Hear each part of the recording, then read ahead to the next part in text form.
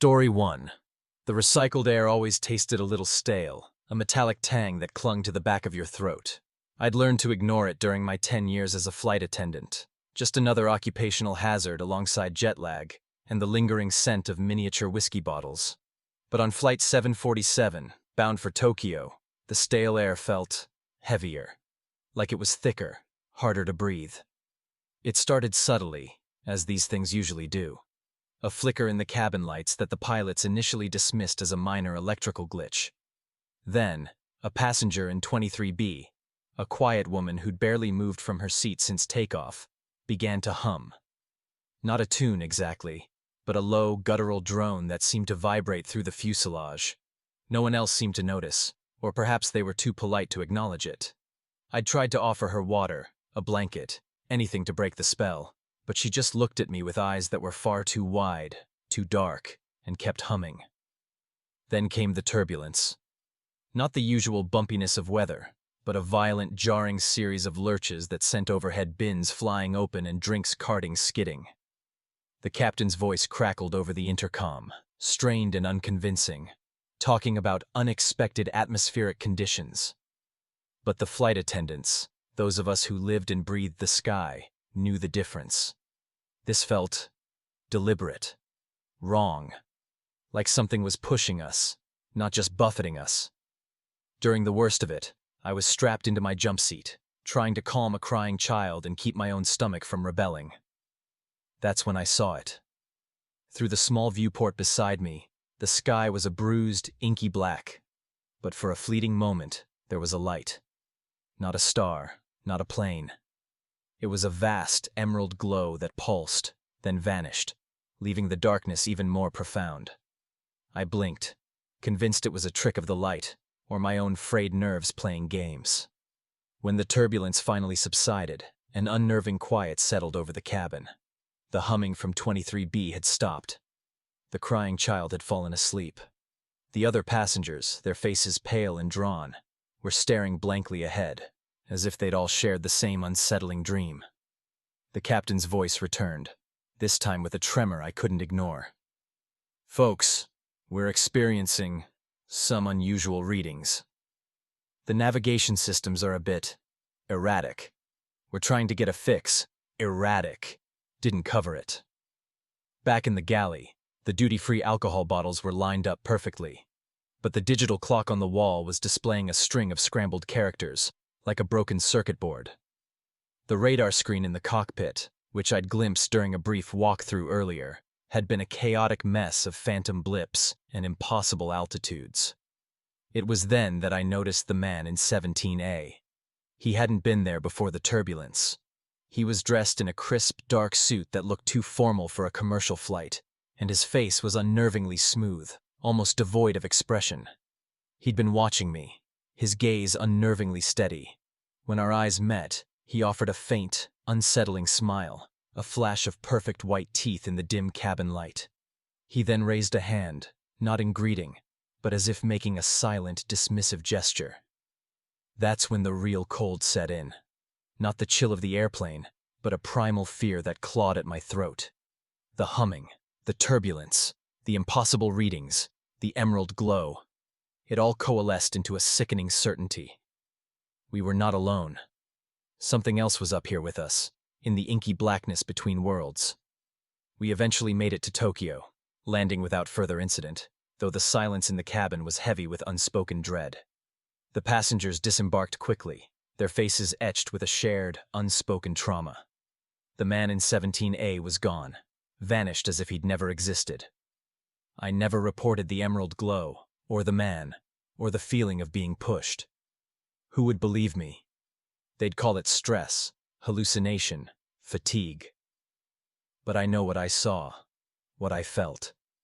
And I know that sometimes, the vast emptiness of the sky isn't so empty after all. It holds secrets, and some of those secrets are terrifyingly real, and capable of making you doubt everything you thought you understood about the world. The stale air on every subsequent flight still carries a hint of that metallic tang, a constant chilling reminder of what lurks just beyond the viewport. Story 2. I have spent more than a decade in the air, shuffling between rows, refilling coffee and memorizing the rhythm of a flight like a prayer. I know the sound of the engines before I even hear them, the way the cabin pressure settles into a comforting hum, the small, predictable terror that every takeoff carries. That night, on Flight 247, the hum became a warning. We were a short haul, Portland to Seattle, a 45-minute hop over the Cascades. The sky was a bruised purple, the clouds low enough to scrape the wingtips. I was halfway through the pre-flight safety demo when the captain's voice crackled over the intercom. "Ladies and gentlemen, we'll be cruising at 23,000 feet. Expect a smooth ride." He sounded calm, but his tone had a faint edge, like a violin string about to snap. Around the door, a passenger took his seat. A man in a weather-worn leather coat, his face hidden beneath a cap that cast a shadow over his eyes. He didn't speak, didn't smile, and when the flight attendant behind him asked for a drink, he simply shook his head. I made a mental note. I have a habit of cataloging the odd ones. The plane lifted, the wheels shuddered, the fuselage rose. My world narrowed to the narrow aisle and the bright fluorescent strip lights above. The engine growl deepened as we hit cruise, and the cabin settled into that familiar metallic lullaby. Mid-flight, the first thing that felt off was the altitude indicator. The green needle on the primary flight display jittered, then jumped to 35,000 feet before snapping back. The co-pilot frowned, glanced at his second instrument, and then at the captain. "We're getting a false altitude, sir," he murmured. The captain's eyes flicked to his own digital readout, where the altitude read 23,200, steady as a metronome. He pressed the autopilot switch, the whir of servos barely audible. "It's a glitch," he said, his voice a little too flat. "Just a sensor hiccup." I was walking down the aisle, pushing the coffee cart, when the cabin lights flickered. For a heartbeat, the whole interior went dark, then sputtered back on, humming like an old refrigerator. The passenger in the leather coat stared straight ahead, his eyes suddenly bright, an uncanny, almost luminous focus that made the hairs on my arms stand up. A little girl a few rows behind us began to whimper. Her mother, a nervous 20-something with a pregnancy test tucked into her purse, clutched the child tighter. "What's happening?" she whispered. I forced a smile. Just a little turbulence, but my own breath hitched.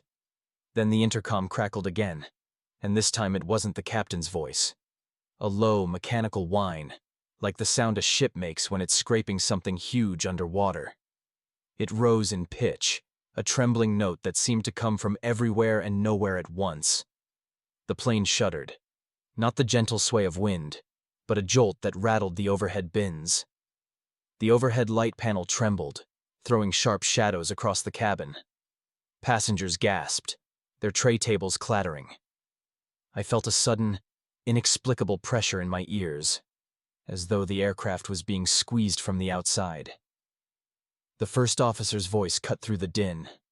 "Mayday, Mayday." The captain's voice, strained. "Hold on. We're losing altitude." He was right. The altimeter, both digital and analog, were now reading 10,000 feet, a plummet that the plane's gentle glide never could produce. My stomach flipped as the seatbelt signs blinked on, a red beacon that felt like an accusation. The mysterious man in the coat stood, his boots thudding against the carpet. He moved toward the front of the cabin, gliding past the rows like he was walking on a surface that didn't exist. I heard the soft thud of his hand against the bulkhead, the sound of a key turning. Maybe the emergency exit lever? My mind raced. The emergency door was locked, the flight attendant's manual said. The pilot could override it, but only from the cockpit. In the galley, the flight attendant at the door, an older woman named Marta, whispered, It's like the plane is falling through something else." She stared at the gauge on the wall, which now displayed a temperature of -80°C, a reading that made no sense at 23,000 feet and would have been impossible for the outside air at any altitude without a massive storm. Below the aircraft, for a split second I thought I heard a low rumble, something metallic grinding against metal. It wasn't the roar of the engines anymore. It was a deep, resonant vibration that seemed to echo through the fuselage, reverberating into our bones. Then the lights went out again. Total darkness. I could feel the plane's weight shift, a slow, inevitable descent. In the terror-filled black, the man's voice, low, guttural, cut through the silence. "You cannot leave." My heart hammered against my ribs. I fumbled for the emergency flashlight in my pocket, flicking it on just as the plane shuddered violently, a sudden nose-down pitch that forced my stomach against my thighs. The emergency light sputtered, casting a dim red glow over faces that were now pale, eyes wide, mouths open in silent screams. When the emergency light steadied, the cabin was different. The rows were gone, replaced with an endless corridor of blackness, the ceiling a void. It was as if the plane had slipped into a tunnel of night that stretched beyond any imagination. The man in the coat stood at the front, his face now revealed. No eyes, just black holes that seemed to absorb the feeble red light. He lifted a hand, and the cabin itself seemed to bend, the metal skin rippling like water. I could hear the pilot's voice over the intercom, now distorted. "Control! We're not in the atmosphere. Please advise." A crackle of static filled the air, and then a calm, almost reverent voice answered.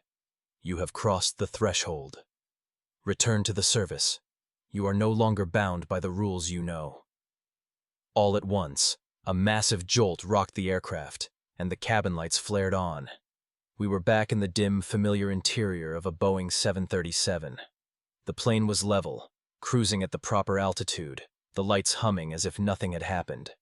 The altimeter read 23,200 feet, the temperature minus 10 degrees Celsius, normal for the weather. The man in the coat was gone, his seat empty, the leather coat folded neatly upon it as if he'd never been there. The flight attendant at the front, Marta, looked ashen. She whispered to the captain, "Did you see?" He only gave a short, flat nod. "Just a glitch." Their eyes flicked to the rear where the empty seat was.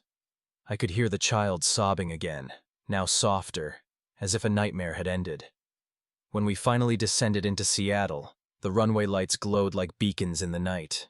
The passengers gathered their belongings, trembling, some refusing to look out the windows. I helped the mother and her daughter onto the jet bridge, their hands tightly clasped. As we stepped onto solid ground, the night air felt like a balm, but the memory of that black tunnel clung to me like static. I never saw the man in the leather coat again. The cockpit log later showed a brief, unexplained dip in altitude and a temporary loss of several instrument readings, but nothing else. The airline's maintenance crew found no mechanical fault. I still keep a hand warmers in my pocket, not for the cold, but in case the darkness ever returns. The engines hum, the cabin lights flicker, and I know that somewhere, above the clouds, something watches, waiting for the next flight to slip through the seam. And I cannot shake the feeling that the next time the lights go out, it won't just be a glitch. It will be an invitation.